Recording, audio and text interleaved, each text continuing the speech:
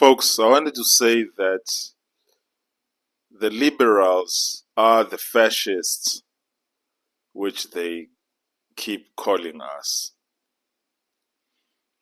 Why do I say this?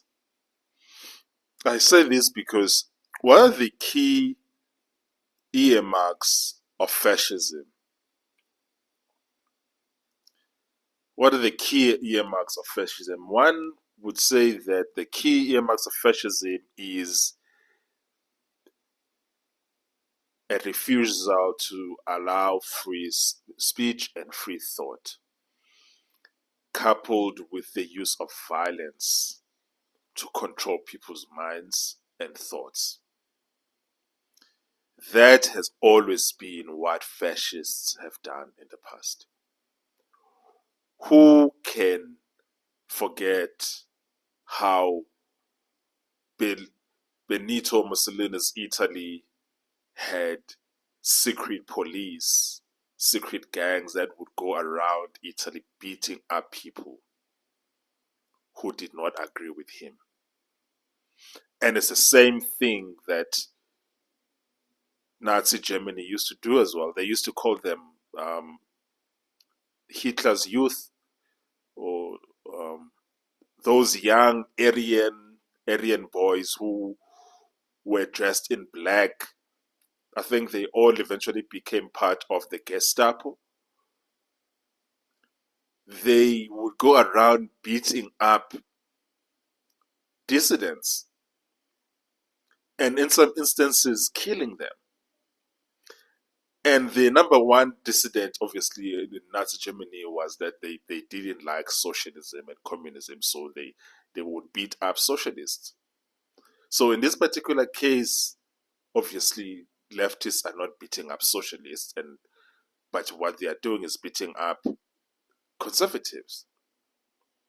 That is what Antifa has been doing in the past 10 years, and using violence to silence people. I know that many of these leftists now are saying that um, Jim Kimmel losing his job is evidence of right-wing cancel culture. But it is not even close to the cancel culture that the left has been employing in the past 15 years, where people are not able to get jobs in Hollywood if they are conservatives. So we virtually no one in Hollywood is able to say that they are conservatives unless they don't want to get any job going forward.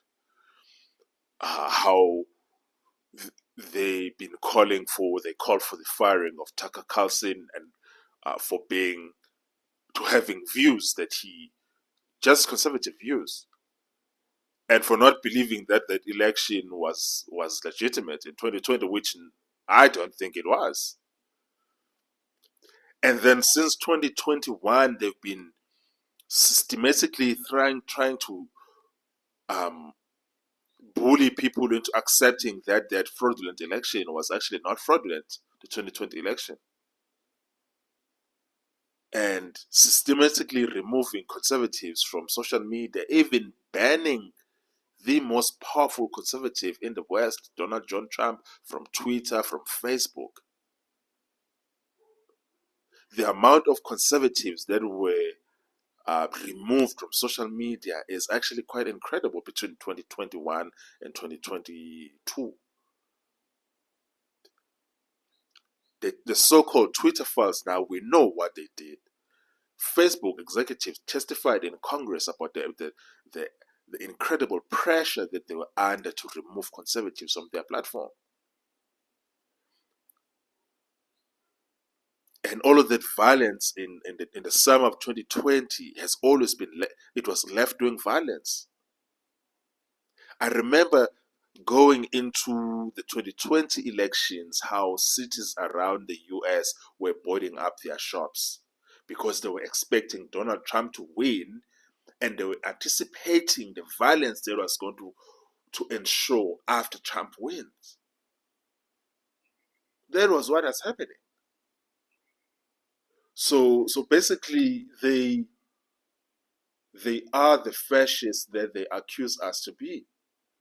They are the real fascists.